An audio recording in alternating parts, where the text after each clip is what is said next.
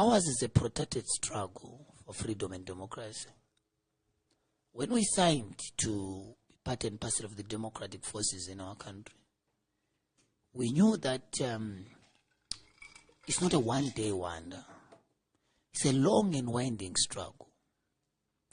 And what you see happening to a movement, to some of us students of history, is not new.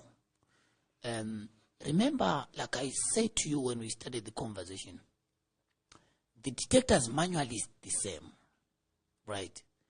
There's nothing new that detectors would do.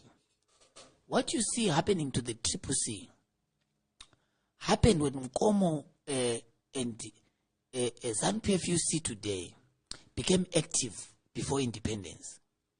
Ian Douglas Smith made a declaration. That's why I laugh at ZANU-PF people when they say, no, hamuitongi nyika ino. I say, you have got a short memory. Because Smith said it to these people, the Tswangas of this world.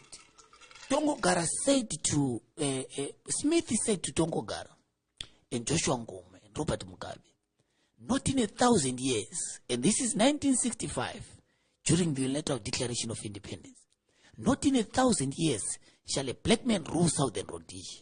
In 1,000 years. But in less than 100 years, we lifted the Union Jack and declared Zimbabwe an independent state, Southern Rhodesia then. So, but when you are drunk in power, it is very difficult to imagine that there can be a transition in society. Smith proceeded, when he said a black man can't rule Southern Rhodesia, he proceeded and started banning political parties. So this issue of banning political did not start after independence. Smith enacted a law. In fact, I used to submit, and I continue to submit, that the laws that you see today are legacy of colonialism. I'll give an example. POSA did not start with Mugabe.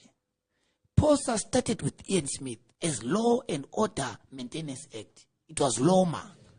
Mugabe came into power and said, no, we no longer want LOMA. It was used to ban us.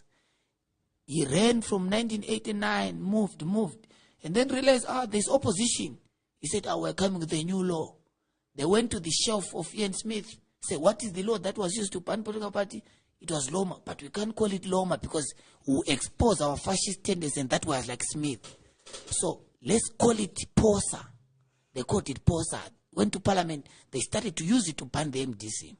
So what I'm saying to you is that you ought to understand that